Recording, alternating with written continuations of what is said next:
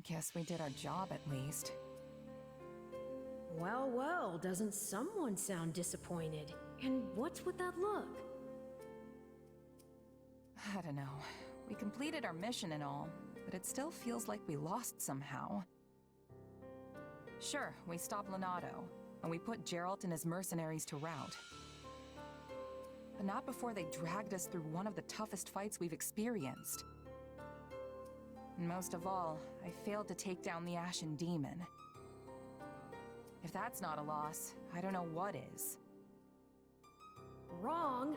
You were hired to do a job, and you did it. And in the process, you've received a valuable reminder about the unique danger the Ashen Demon poses.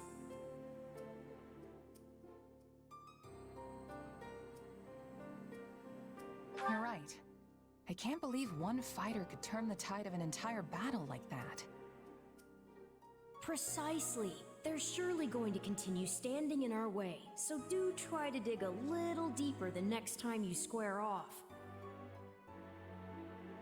Yeah, you're probably right. Thanks for the chat. By the by, have you seen our valiant leader? I wonder where he's scampered off to. No Felix or the others in sight either. Maybe they're having a meeting or something. Sounds like you should try to track them down then. Though, on second thought, it may not be any of your business.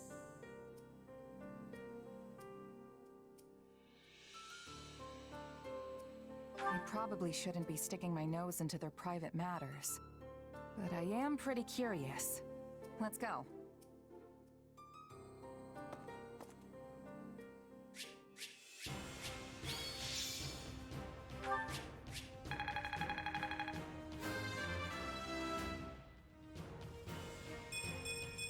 I need to train harder.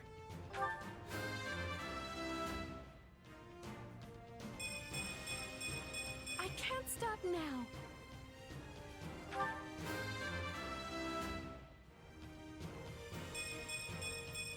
A large step forward.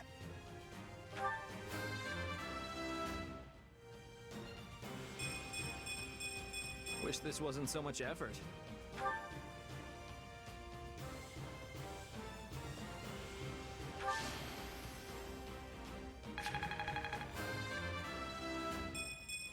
I cannot grow complacent. I'm a better man now than...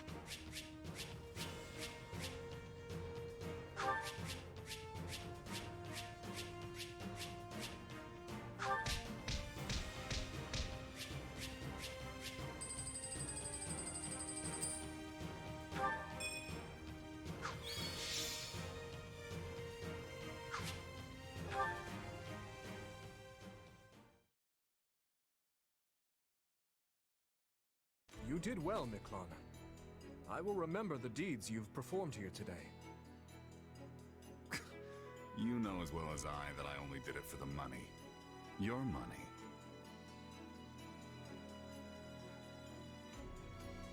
That's the man from before.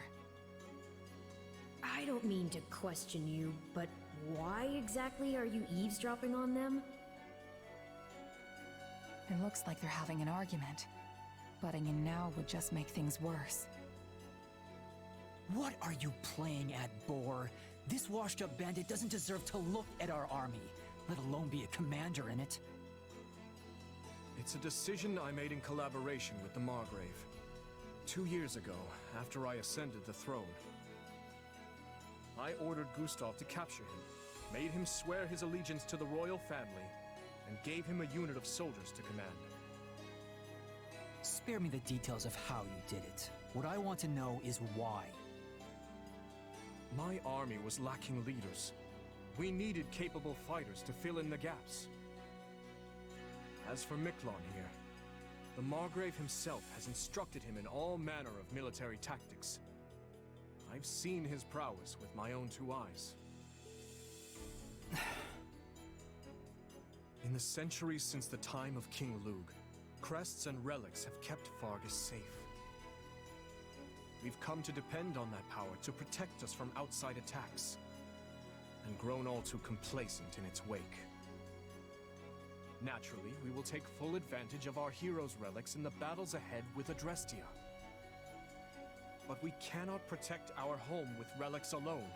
If all who could wield them fell, so too would we. The blood of the heroes is thinner now than ever before. We need men like him among our ranks.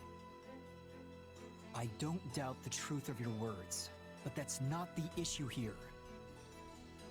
Do you really think it appropriate to trust a man barely removed from his life as a brigand with the responsibility of command? Everyone's heard the stories of the elder Gautier brother, how he resorted to banditry and plunder. Do you not think our soldiers would object to being led by a man with such history? Command, huh? It's got a nice ring to it. But you should know, I'm just a prisoner. My attendants, my aides, my best men, all stooges for the royal family, breathing down my neck every waking moment. All the sleeping moments, too. No wise remarks, Sylvain?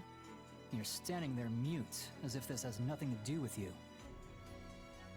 I was one of the first His Majesty consulted with. There's nothing I could say that I haven't already. I'm sure you can't stand the sight of me, Miklon. But let's see if we can't get along, okay? Anyway, now that we're all caught up, I'll await your next orders, Your Majesty, sir.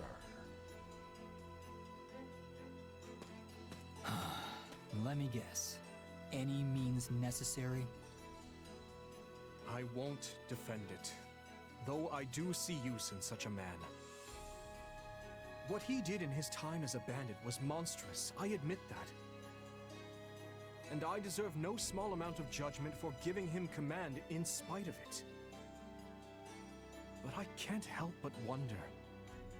Perhaps his life could have been dramatically different had he only possessed a crest. Same as the uncle I murdered. I understand your reasoning, Your Majesty. Yet he's hurt so many people. What's done is done. Stolen goods may be returned, but stolen lives cannot. If the man is unwilling to atone for his wrongdoings, then he will pay for it with his head. If he does wish to repent, however, then what better way to do so than by risking his life on behalf of our people? If any among us still can't forgive him, by all means, take up your arms and enact vengeance. I get what you're trying to do, but you still should have talked to us first. This isn't about who shoulders what blame. It's a matter of letting us know what you're thinking. You're right, Felix. My apologies.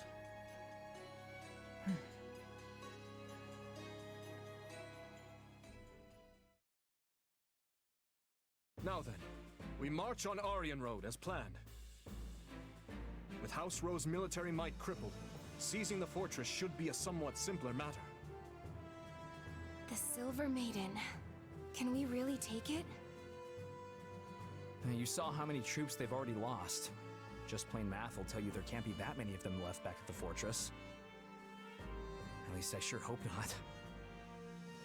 And I am sure Houses Karen and Geraint would be willing to lend us a few squadrons in return for the aid we provided them. Agreed. And their militaries are both formidable indeed. I'll have to factor their support into our strategies moving forward. And what of you, Ash? Will you be joining the fight at Aryan Road? Yes, I will. Though I do appreciate the concern, Your Majesty. As long as you're sure you can handle it. Do not hesitate to retreat if it becomes too much for you.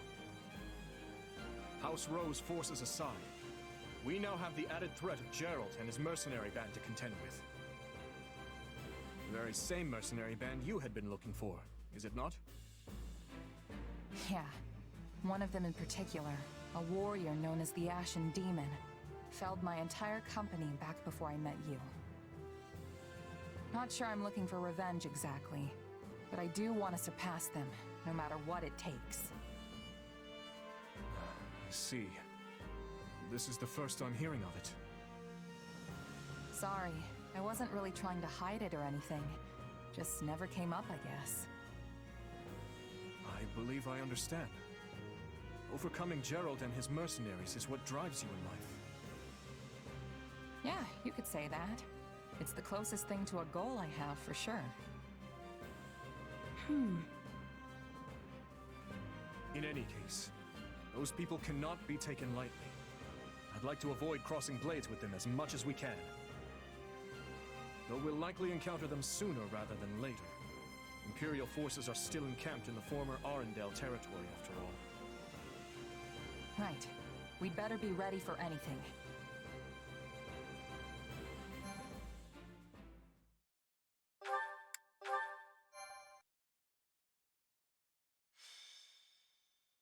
Azure Gleam. Conspiracy in the air. Having laid Lonato low, the kingdom's army proceeds south.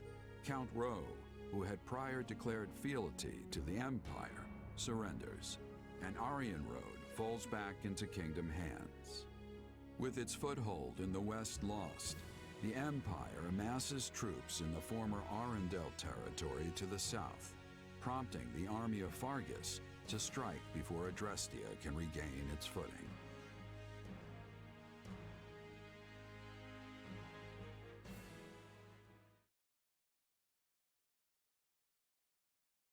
It's nice Aryan Road fell with little more than a hand wave, but it's hardly comfortable knowing the enemy is still on our doorstep. Comfortable or no, we must take what few chances we do have to rest. Battle will be upon us again before we know it. Not to mention the fortress is still a target. I mean, who wouldn't want their very own impregnable stronghold? Our spies report that the enemy plans to mount such an attack from Arendelle land. Arendelle, huh? It's been 2 years since the territory came under the Emperor's control. The wind carries rumors that Edelgard has been keeping Lord Arendelle imprisoned in his home since then. If it's true, I'll... No. Were the enemy to strike, and the fortress city to somehow fall, our path forward in this war would grow exceedingly perilous. The West doesn't face the kind of constant threats we do, so there aren't as many strongholds here as in the North, right? Basically.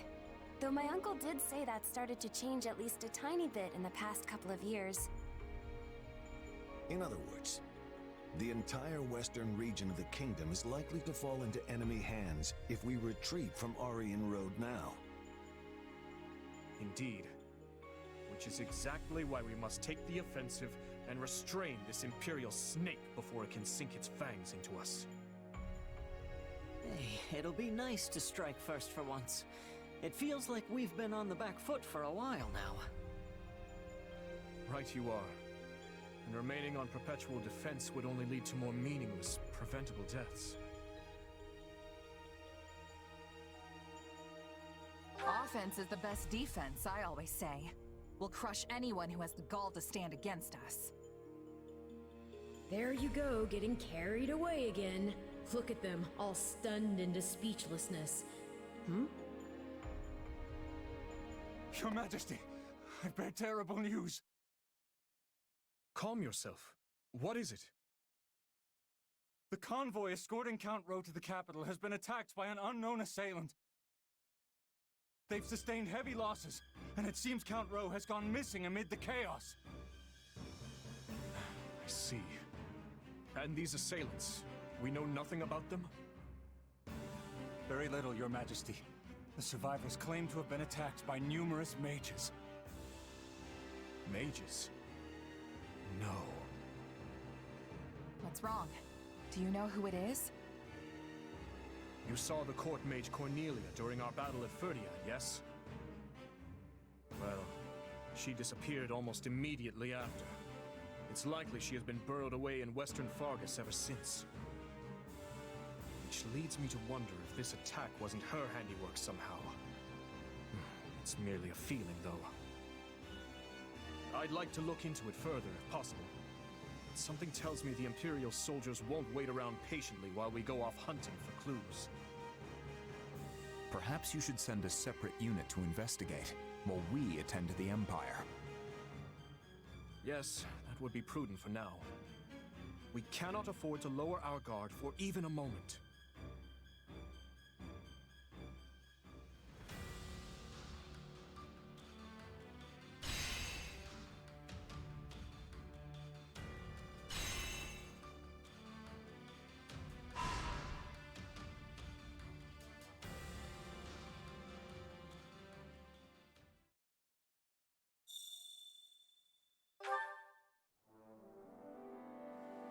Hey there.